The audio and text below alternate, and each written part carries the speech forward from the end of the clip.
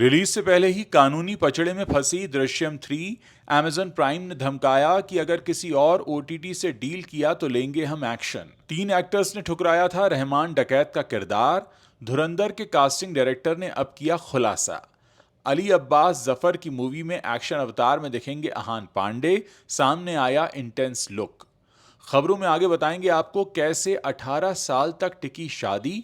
अभिषेक बच्चन ने ऐश्वर्या राय संग रिश्ते को लेकर खोला चौंकाने वाला राज। हेरा फेरी 3 को लगा एक और झटका। राइटर रोहन शंकर ने क्या बीच में ही छोड़ी फिल्म। अब आई सफाई। और कॉफी विद करण का 9वां सीजन ला सकते हैं करण जौहर। फिर खोलेंगे इंडस्ट्री के बेडरूम सीक्रेट्स। नमस्कार दोस्तों, आप देखना शुरू कर चुके हैं Bollywood top headlines of the day. तो चलिए अब आपको इन्हीं खबरों के बारे में थोड़ा विस्तार से बताते हैं। फिल्म इंडस्ट्री में कई बार ऐसी फिल्में रिलीज होती हैं जिनकी न केवल कहानियां बल्कि सस्पेंस और किरदार तक दर्शकों के दिलों में घर कर जाते हैं। इसी में से एक फिल्म है दृश्यम। इसकी फ्रेंचाइजी न केवल साउथ में बल्कि हिंदी में भी हिट रही है। ऐसे में इन दिनों मोहनलाल की फिल्म दृश्यम 3 को लेकर चर्चाएं तेज हो गई हैं। रिलीज से पहले ही फिल्म कानूनी पचड़े में फंसती नजर आ रही है। दरअसल मामला तब गर्मा गया जब ई कॉमर्स और ओटीटी के बड़े प्लेटफॉर्म Amazon प्राइम की ओर से फिल्म दृश्यम 3 को लेकर एक ऑफिशियल पब्लिक नोटिस जारी किया गया। इस नोटिस में कंपनी की ओर से साफ तौर से फिल्म के मेकर्स को धमकाते हुए कहा गया है कि फिल्म के सभी डिजिटल राइट्स सिर्फ Amazon के पास हैं और उसे ये राइट्स आशीर्वाद सिनेमा के साथ हुए एग्रीमेंट के तहत मिले हैं। Amazon की ओर से दावा किया गया है कि उसके पास दृश्यम 3 के subscription video on demand, transactional video on demand, ad आधारित video on demand, free video on demand के सभी राइट्स अकेले उन्हीं के पास हैं। कंपनी की ओर से भी क्लियर किया गया है कि अब आशीर्वाद सिनेमा या उससे जुड़े किसी भी पक्ष के पास इसके राइट्स हैं ही नहीं। इसके साथ ही Amazon की ओर से दृश्यम 3 के मेकर्स को चेतावनी भी दी गई। कंपनी ने कहा कि अगर कोई व्यक्ति या फिर डिजिटल प्लेटफॉर्म उनकी परमिशन के बिना डिजिटल राइट से कोई जुड़ी हुई डील करता है तो इसके लिए उसे जोखिम उठाना पड़ सकता है। कंपनी ने कहा कि वो नुकसान, खर्च या फिर कानूनी परिणाम के लिए खुद जिम्मेदार होगा। Amazon की ओर से कहा गया है कि वह अधिकारों की रक्षा के लिए कानूनी कदम उठाएगा। बहरहाल अगर डिजिटल राइट्स के बारे में बात की जाए तो इसका मतलब कानूनी अधिकारों से है। इसमें स्ट्रीमिंग राइट्स, डाउनलोड और रेंटल राइट्स समेत सोशल मीडिया और वेबसाइट राइट्स होते हैं।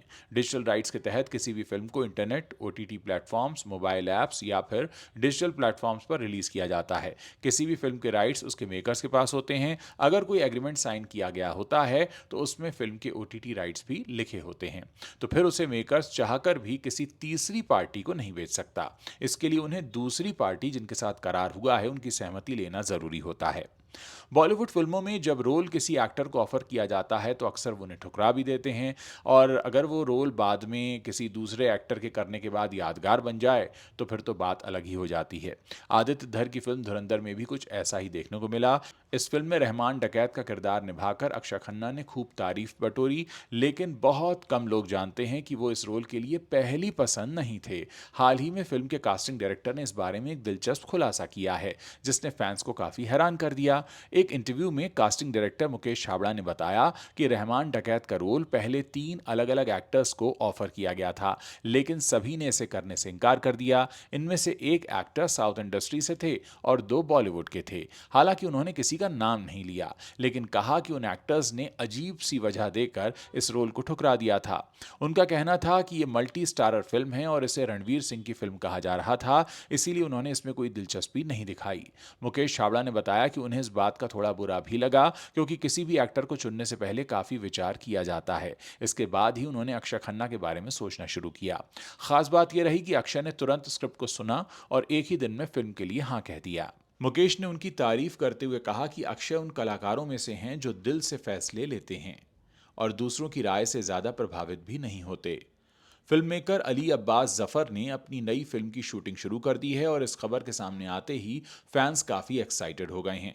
ये एक बड़े बजट की एक्शन रोमांस फिल्म बताई जा रही है जिसे यशराज फिल्म्स के बैनर तले बनाया जा रहा है।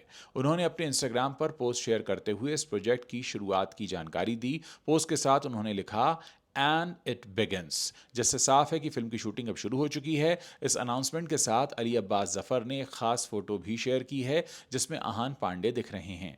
इस तस्वीर में आहान पांडे काफी इंटेंस लुक में दिखाई दे रहे हैं और उनके सामने वाईआरएफ का क्लैप बोर्ड रखा हुआ है। ये फर्स्ट लुक सोशल मीडिया पर तेजी से वायरल हो रहा है और लोग इसे लेकर काफी चर्चा भी कर रहे हैं। लेकिन खबरों के मुताबिक ये एक बड़ी स्टार कास्ट वाली फिल्म होने वाली है। आहान पांडे के अलावा इसमें शार्वरी, बॉबी देओल और ऐश्वर्या ठाकरे भी अहम रोल में दिखने वाले हैं।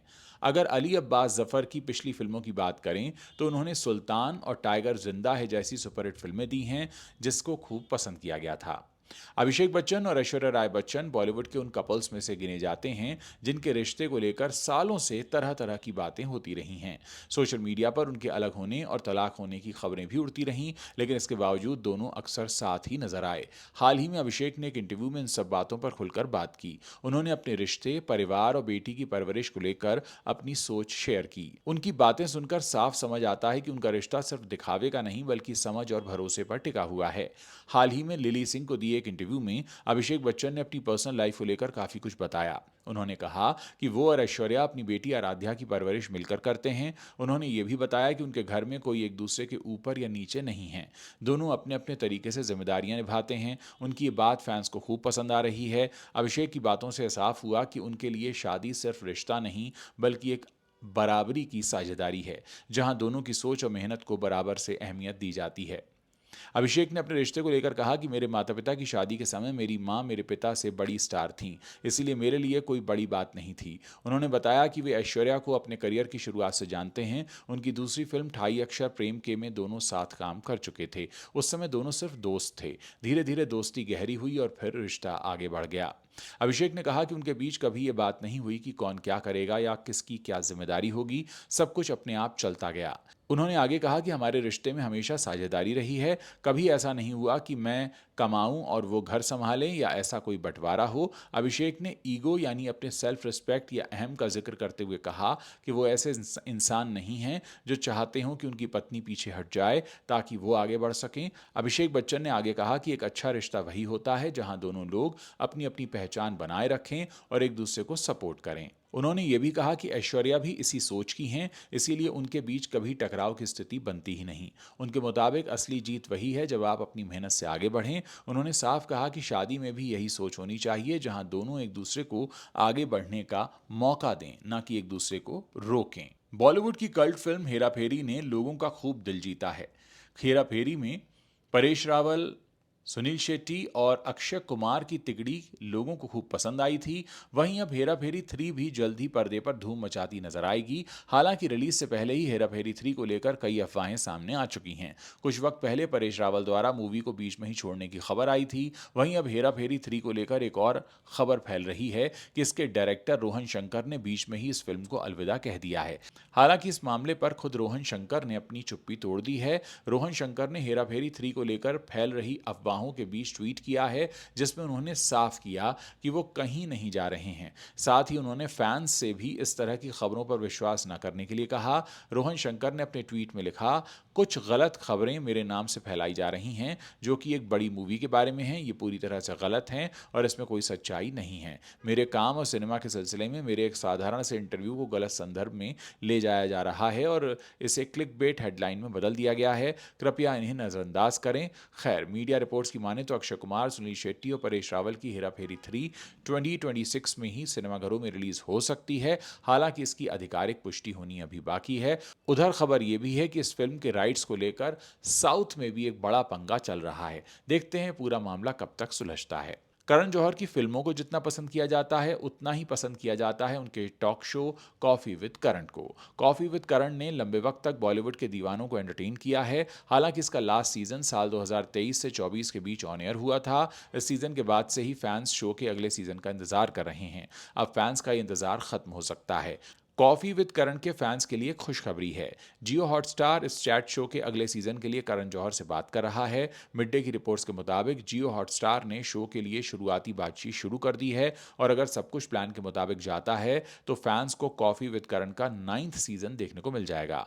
कुछ सूत्रों ने पत्रकारों को बताया कि करण जौहर इस चीज से अवगत हैं कि ऑडियंस बदल चुकी है, तो वो अपने सेगमेंट्स को छोटा कर सकते हैं और उन्हें आज के हिसाब से बना सकते हैं। उनकी गेस्ट लिस्ट भी बदली जाएगी। साउथ के stars, Bollywood celebrities, OTT actors और क्रिएटर्स नए सीजन में कॉफी विद करण के काउच पर नजर आ सकते हैं। हालांकि चीजें अभी शुरुआती दौर में हैं, अभी डील लॉक नहीं हुई है। अगर कॉफी विद करण का 9th सीजन आता है तो ये देखना दिलचस्प होगा कि इस बार कौन कौन से गेस्ट इंडस्ट्री की इनसाइड स्टोरीज को कॉफी विद करण के काउच पर शेयर करते हैं। कॉफी विद करण का पहला सीजन साल 2004 में आया था। 22 सालों के दौरान इस शो के करीब 8 सीजन आ चुके हैं।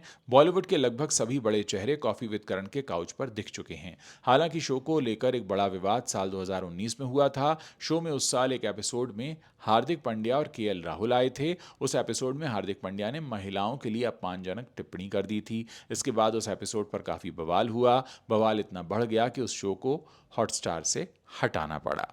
तो दोस्तों, ये वो बड़ी खबरें हैं जो बॉलीवुड से आती हैं और इस वक्त इंटरनेट पर छाई हुई हैं। अगर आप इस वीडियो को पसंद कर रहे हैं तो इसे अपने दोस्तों के साथ शेयर कर सकते हैं, और अगर आप हमारे चैनल पर नए हैं और आपने अभी तक हमें सब्सक्राइब नहीं किया है तो आप अभी इसी वक्त हमारे चैनल को सब्सक्राइब कर सकते हैं।